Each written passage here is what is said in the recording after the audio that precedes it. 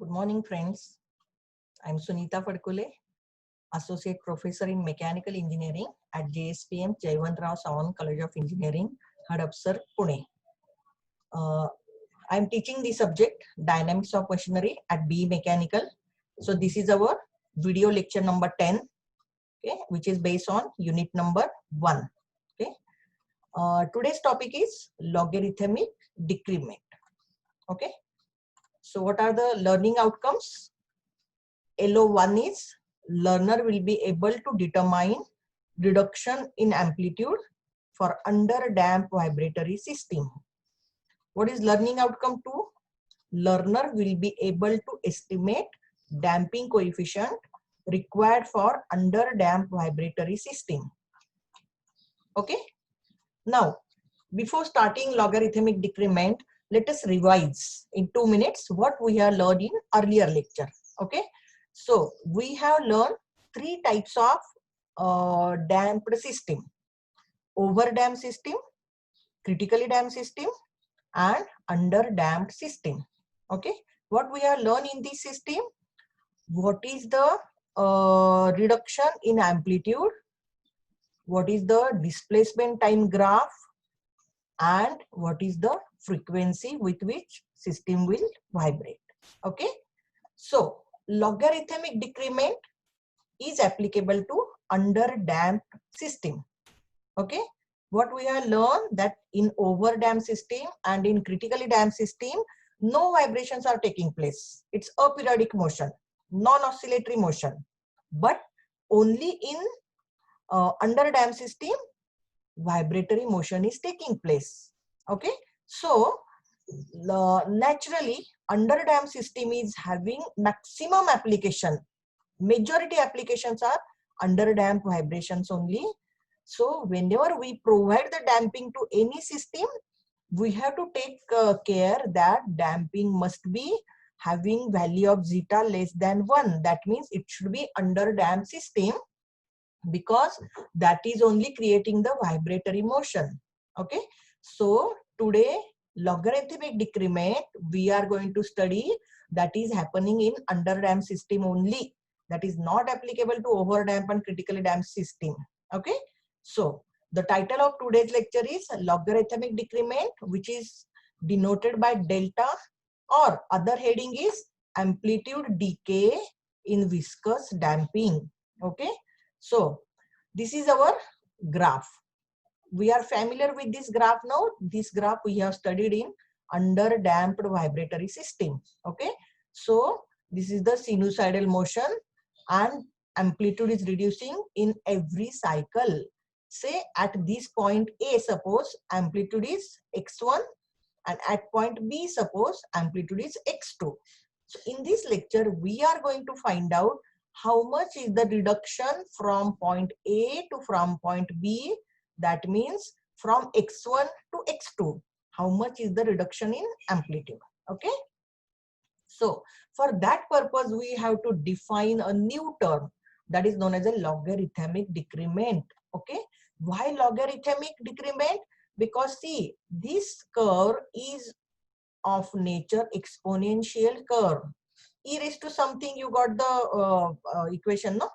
So as this is the exponential curve, naturally reduction will be in logarithmic pattern.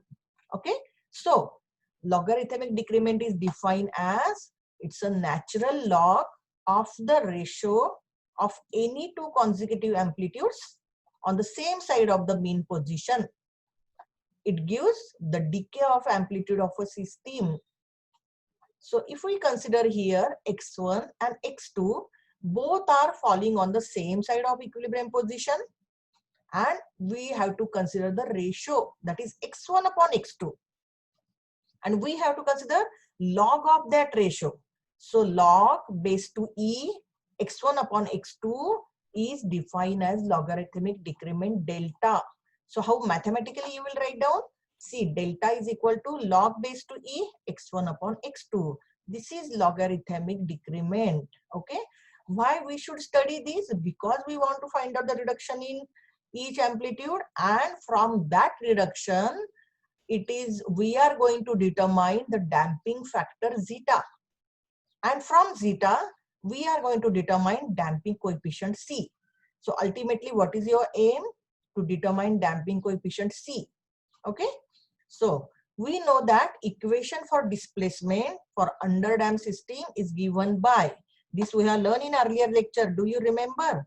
I think by this time you might have by hearted this equation. This is very, very important equation.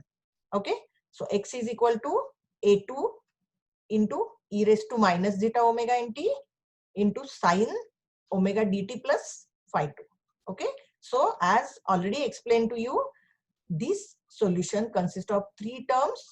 A2 represents amplitude, e raised to minus zeta omega nt represent reduction in amplitude in each cycle. Okay, and sine of this term represents sinusoidal motion, that is vibratory motion. Okay, so now we are concerned with the amplitude, that is maximum displacement. See here, see, displacement is varying in this fashion, in sinusoidal fashion. We are interested in amplitude in each cycle. What is the amplitude at the starting of the cycle? Say x1. What is amplitude at the start of the second cycle? x2. Okay, so as I am interested in amplitude, how I can write down this x? Amplitude means maximum displacement. That means naturally sine of this must be having value 1. Okay, so how I will write down maximum displacement? That is amplitude in any cycle is equal. So x max is equal to a2 into e raised to minus zeta omega nt.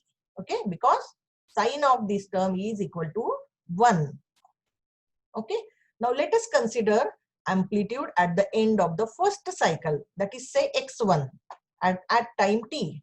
Instead of first end, we can say the starting amplitude, okay, which is shown here. So x1 is equal to a2 e raised to minus zeta omega n capital T. This small t is replaced by capital T. Why? Small t represent any time, general time. Okay, at any time t, what should be the displacement x? Now here I am specifically writing down x1, that is the amplitude at first cycle. So I have to write down here capital T. It's a time period. Okay, time required to complete one cycle. So x1 is equal to a2 e raised to minus zeta omega n capital T. Similarly, I can write down amplitude at the end of the second cycle, which is say x2. So which will happen at time period 2t, because time period t is time required to complete one cycle. So after this first cycle, second cycle started and the amplitude is x2. So we have to write down x2 is equal to a2 into e raised to minus zeta omega n 2t. Why 2t? Because after one cycle, the second cycle started after time period t. Okay. Now to find out the logarithmic decrement, putting the value of x1 and x2 in the formula of logarithmic decrement. Okay. So here we have defined delta is equal to log base 2e x1 upon x2. So putting the value of x1 and x2, delta is equal to log base 2e. What is in the numerator? a2 e raised to minus zeta omega n capital T. In the denominator, a2 e raised to minus zeta omega n t into 2t. So a2 will get cancelled. Okay, and what will happen? See, when this term will go in the numerator, it will become plus.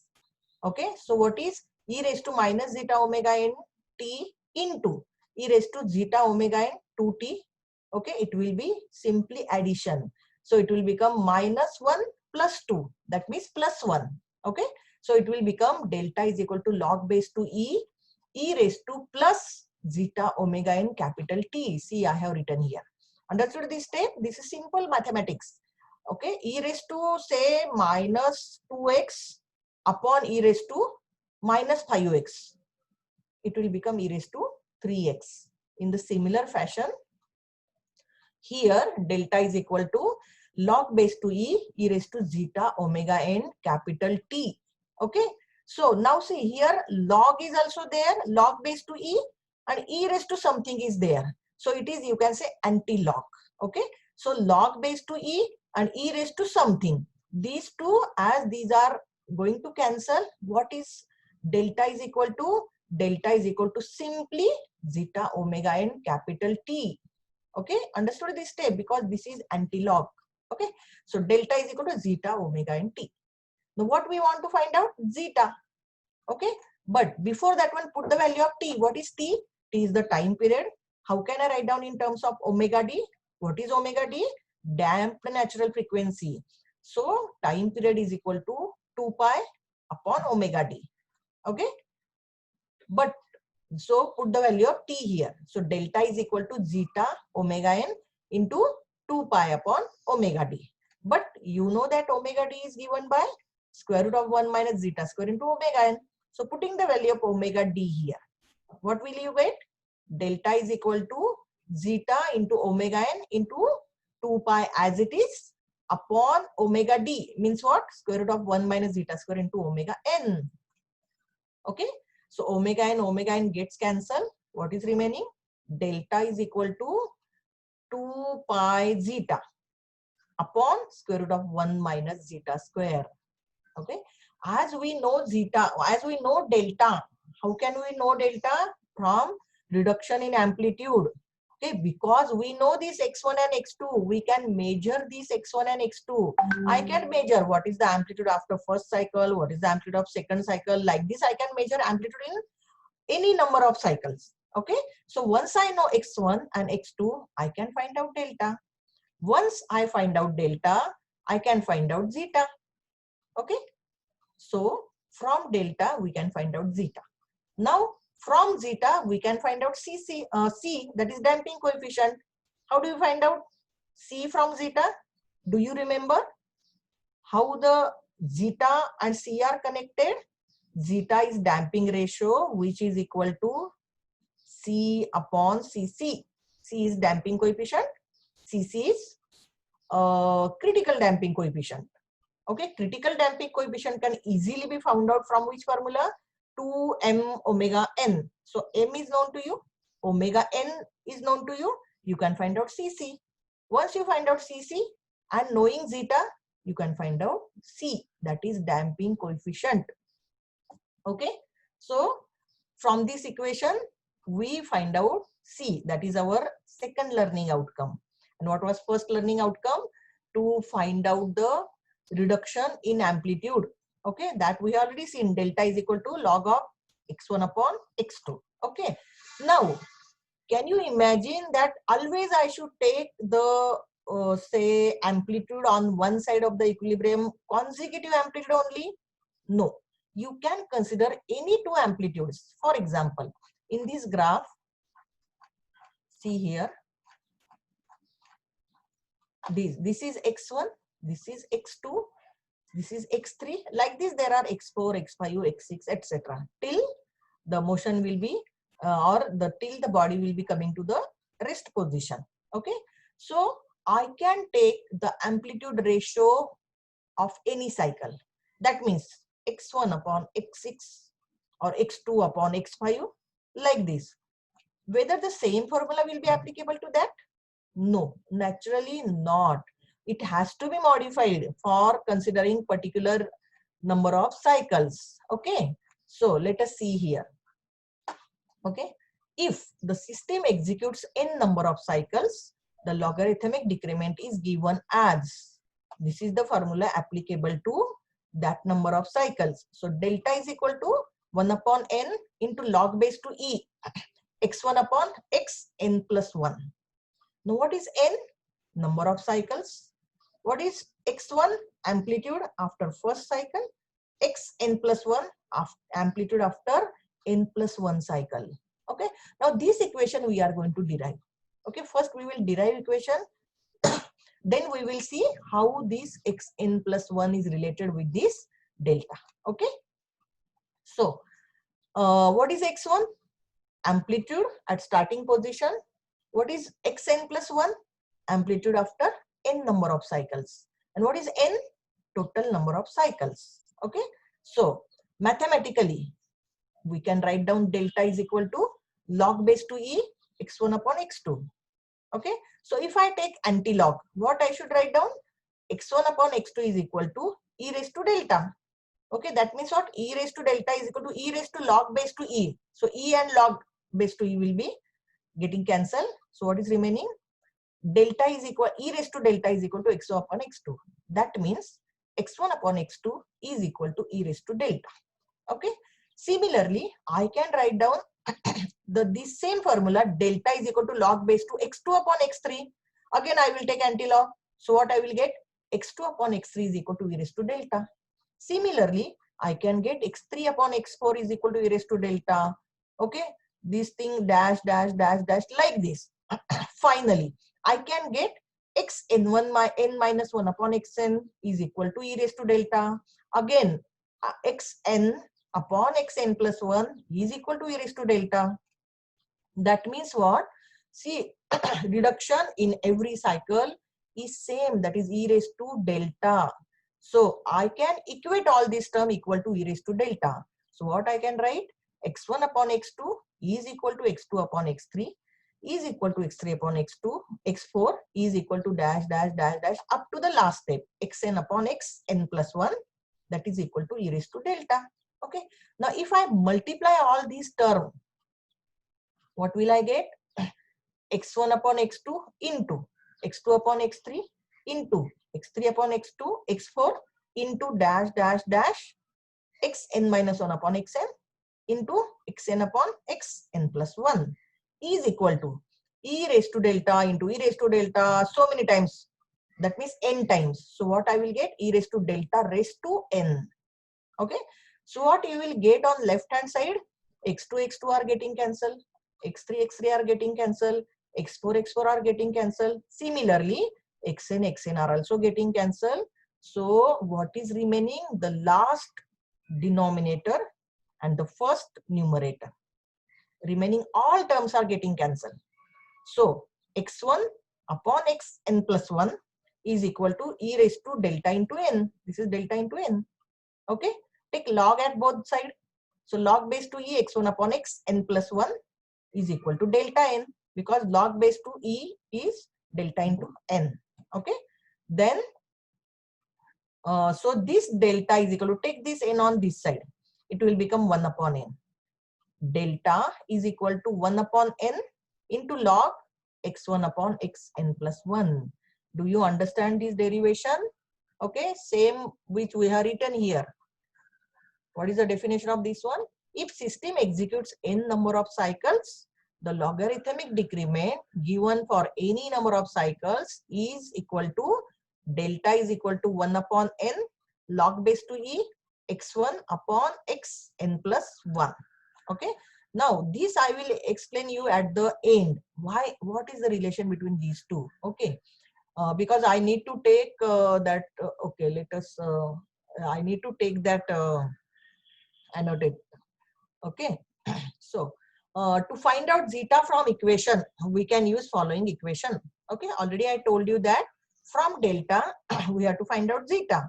So let us write down this equation in terms of zeta. That means zeta is equal to something. Okay. So this is just the mathematical 3-4 steps are there, nothing else. Finally, we are going to write down this equation in terms of zeta. That is zeta is equal to delta upon square root of 4 pi square plus delta square. So how this has come? Let us see here. What we know? Delta is equal to 2 pi zeta upon square root of 1 minus zeta square. From where we got it? See this derivation just now we have seen. Okay, by putting the value of omega d, t, etc. So we already got this equation. Delta is equal to 2 pi zeta upon square root of 1 minus zeta square. Okay. So the same equation now we are going to write down in terms of zeta. Okay. So let us square on both the sides. Whenever there is a square root, first you have to remove it by squaring it. Okay. The things will be very much simpler then.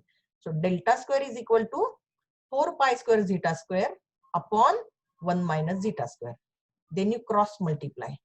4 pi square zeta square is equal to delta square into 1 minus zeta square. So cross multiplying. Okay. Then you take zeta, open this bracket. Delta square minus delta square zeta square. Take this zeta square term on this side because we want to find out zeta. So 4 pi square zeta square plus delta square zeta square is equal to delta square. Okay, take zeta square common here. What is remaining in the bracket? 4 pi square plus delta square, bracket complete, zeta square is equal to delta square. So from this one, you get zeta is equal to delta upon square root of 4 pi square plus delta square. Okay, don't worry, either you remember this equation or this basic equation. Okay, don't confuse between these two. Remember any one equation, by putting one value you can get the other value. Okay, so this finishes our viscous damping. Okay, so now we have to compare Coulomb damping with viscous damping. If you remember, Coulomb damping, dry friction damping, okay, initially we have learned, and after that we have learned viscous damping, in which we have learned 3 cases: over damp, critically damp, and under damp. So what is the first differentiation? In Coulomb damping, the difference between any two successive amplitudes is constant. That is, x1 minus x2 is equal to 4f upon k. We have derived this equation, if you remember. Okay, so here there is a difference in amplitude is constant, x1 minus x2. But what happens in viscous damping? Here the ratio of two successive amplitudes is constant. Ratio, this word is very important. It's a ratio which is constant. So that is x1 upon x2. So how it is given? Delta is equal to log base 2e x1 upon x2. So this delta is constant in every cycle. In every cycle, there is a reduction in amplitude by delta. Okay. So in Coulomb damping, difference in the amplitude is constant. In viscous damping, ratio of the amplitude is constant. Understood? This is the difference between these two damping. What is the second difference? In Coulomb damping, once body will get disturbed from its equilibrium position, finally it will come to the rest position, either in equilibrium position or in displaced position. It depends on how much is the initial amplitude and how much amount of friction is present in the system. Okay, but what happens in this viscous damping? The body once get disturbed from the equilibrium position, it will finally come to rest position only and only in equilibrium position. It will never stop anywhere. It will stop at equilibrium position only. But that doesn't happen in Coulomb damping. In Coulomb damping, wherever that friction force will be just equal to the spring force, the body will stop at that moment. That position may be anywhere, may not be the equilibrium position. Okay, this is the second difference. Then third difference, in Coulomb damping, system will vibrate with natural frequency only, because there is the damping frequency of frictional vibration is as good as natural frequency only. Okay, that's why omega d is equal to omega n here. So system will vibrate omega n only, because this is almost same only, no difference almost. So that's why we don't call it as a omega d. We call it here omega n only, because that is the natural frequency of the system. Understood? So in Coulomb damping, system will vibrate with natural frequency only. But what happens in viscous damping? You know, there are 3 types of damping in viscous. One is over damp and second is critically damp, where vibrations doesn't take place. But in under damp, system will vibrate with the frequency omega d. Okay, system will vibrate with omega d in under damp condition, and vibrations are 0 in case of over damp and critically damped system. Okay, and what is the relation between omega d and omega n? As we have seen, omega d is equal to square root of 1 minus zeta square into omega n. Okay, now we are finished unit number 1 here. What we have studied in unit number 1, basically 3 major points we have studied. The first one was introduction to fundamentals of vibrations, that is basics of vibration. In second point was undamped free vibrations, that is to determine the natural frequency of any vibratory system. And the third point was damped free vibration system, wherein we have studied the viscous damping, which was a major part of damping, and other was dry friction damping. Okay, so Here I have collected all the formula of damped free vibrations for your revision. This will make a very good revision for you. Okay. So the first part is Coulomb damping. What's the equation of motion for Coulomb damping? Mx double dot plus Kx plus or minus F is equal to 0. Okay, so this F represents the frictional force, which is resistance offered to the vibration. It may be plus, it may be minus, depending on where, in which direction your body is moving. It is continuously changing from plus to minus, minus to plus. Okay, so second is F is equal to mu into Rn. That is equal to mu into mg. This is a very fundamental formula. F is the frictional force, mu is the coefficient of friction, Rn is the normal reaction. Okay, and mg, you know, it's a Rn. Rn is equal to mg. Third formula is omega n is equal to square root of k upon m. This is the formula of natural frequency. Fourth formula is time period is equal to what? 2 pi upon omega n. Fifth formula will give you reduction in amplitude. That is the difference. X1 minus x2 is equal to 4f upon k. What is k? Spring stiffness. What is f? Frictional force, which is given by mu into Rn or mu into mg. Okay. Now, what's the limiting condition? To stop so that body will come to the rest position. When it will come to the rest position? Whenever frictional force is just equal to or greater than spring force. Okay. What's the magnitude of spring force? Kx. What is the magnitude of frictional force? F. That is mu into Rn. So whenever F will become equal to Kx, body will stop at that moment. It may be any place. Okay, it may not be equilibrium position. Now, second part is viscous damping. What's the equation of motion for viscous damping? We have studied mx double dot plus cx dot plus kx is equal to 0. This is the, you can say, summation of F is equal to 0. Inertia force plus damping force plus spring force is equal to 0. Okay. What's the second formula? Cc is equal to 2m omega n. That is also equal to 2 square root of k into m. So Cc is what? Critical damping coefficient, which is the property of particular vibratory system. Because m is constant, omega n is constant, Cc will also be constant. Okay. How will you write down Cc for torsional vibration? Cct, T for torsional. Cct is equal to 2 into I into omega n. M will be replaced by I. Okay. Or this is also equal to 2 square root of Kt into I. K will be replaced by Kt, that is torsional stiffness of the spring. Okay. Or shaft. Then third formula is zeta is equal to C upon Cc. Zeta is damping ratio or damping factor or damping constant. There are three words. What is zeta? Damping factor or damping ratio or damping constant is equal to C upon Cc or Ct upon Cct in case of torsional vibration. So what is C? Damping coefficient. What is Cc? Critical damping coefficient. Okay. Then what is the next formula? C upon 2m is equal to zeta into omega n. This we have learned. Okay. Now there are three cases of this viscous damping. What's the first case? A, over damped system, wherein zeta is greater than 1. So these are the roots given by characteristic equation of vibratory motion. Okay. So what are the two roots for over damped system? S1 and S2 are equal to minus zeta plus or minus square root of zeta square minus 1 into omega n. Okay. And what is your solution or displacement equation? X is equal to C1 e raised to S1t plus C2 e raised to S2t, where C1 and C2 are two constants of proportionality and S1 and S2 are two roots given by this equation. Okay.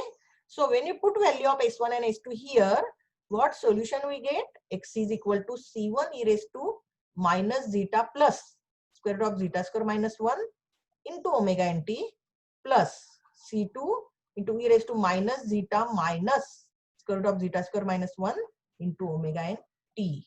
Okay, how to find out values of C1 and C2? By assuming initial conditions. Okay, that we have already done. Now, second case of viscous damping is critically damped system, wherein zeta is equal to 1. So, what are the values of S1 and S2 here? Minus omega n. Okay, And what are the how do you assume this that solution? Okay, that we are not written here, but C1 C, it is written further. C. So S1 and S2 are, these two roots are equal for zeta is equal to 1. Okay.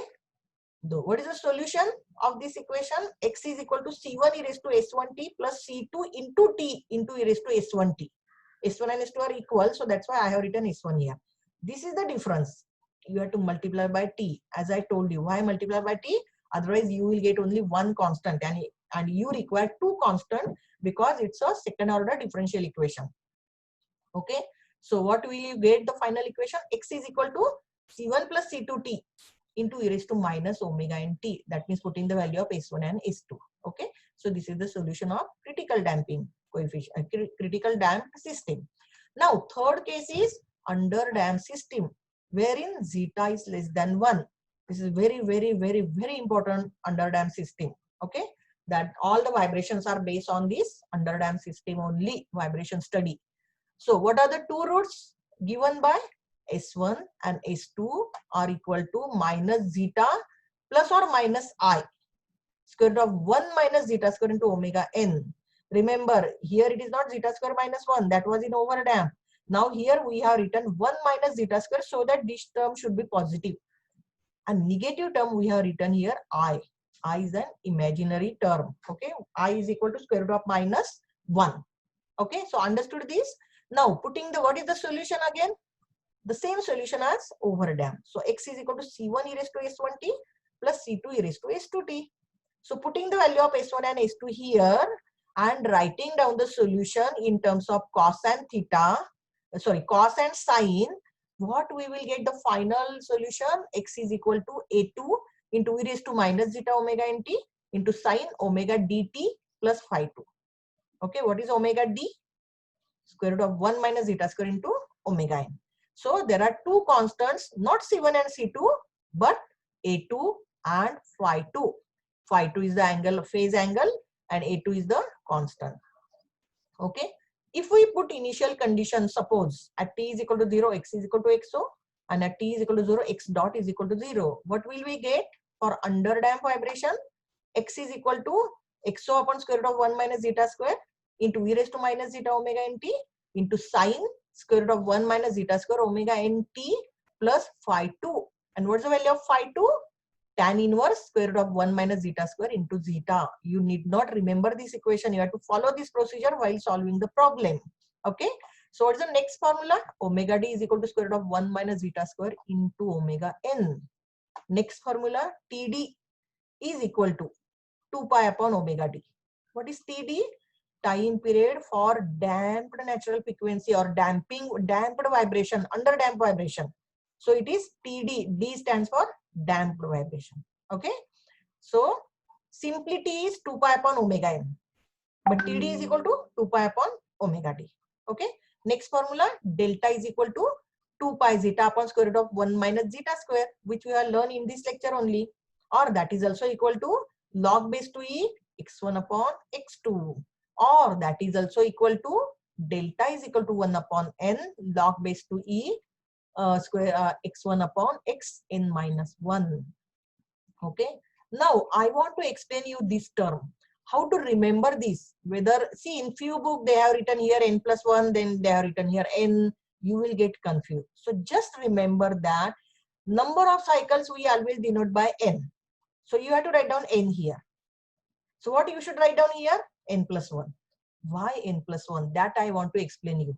Let me take annotate, say which, suppose this one. Okay. Now see, I will draw the diagram. This is, say, x versus t. Okay, displacement versus time graph. Now I will draw any general graph of under damped system. Okay. Now suppose this is point 1, suppose A. Okay. This is B, Please excuse me with this one. I'm not in habit of the use this annotate. Then this is D, okay, and this is suppose E. All peaks I have shown by different points.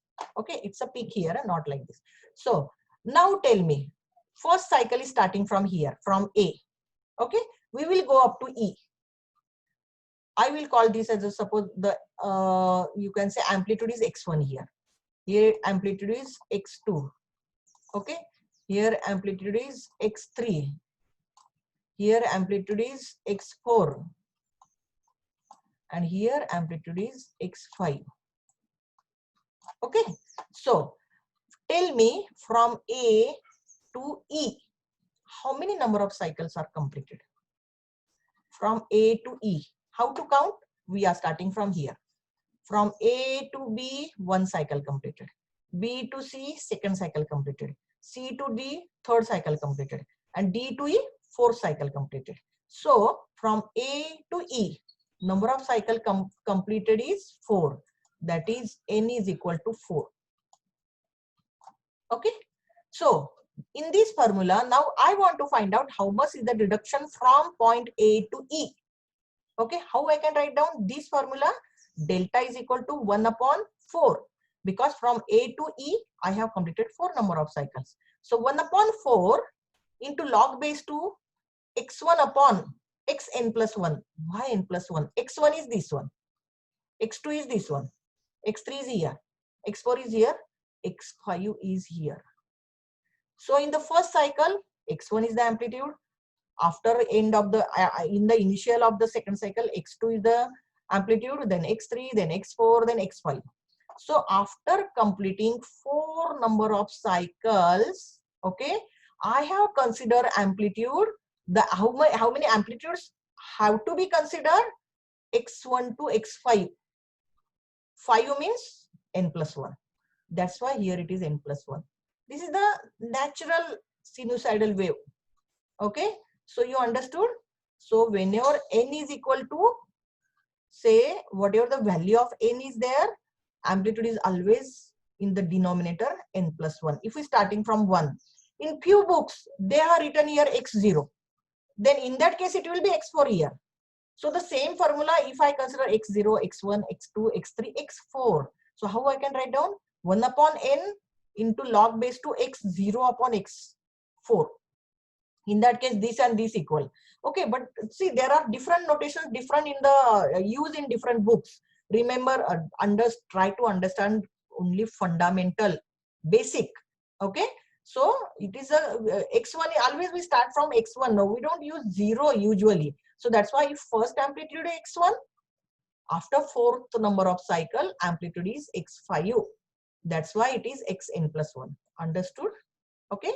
So from the next lecture, we are going to solve the problems on say damped vibration. Already we have solved the problem on undamped vibration. Okay. Please bring your notebook, pen and calculator for solving the problem. Next 3 video lectures, we are going to solve the problems. Each lecture will be of 1 hour. Okay. Thank you very much. If any doubt are there, please. Where is this one? 1 second.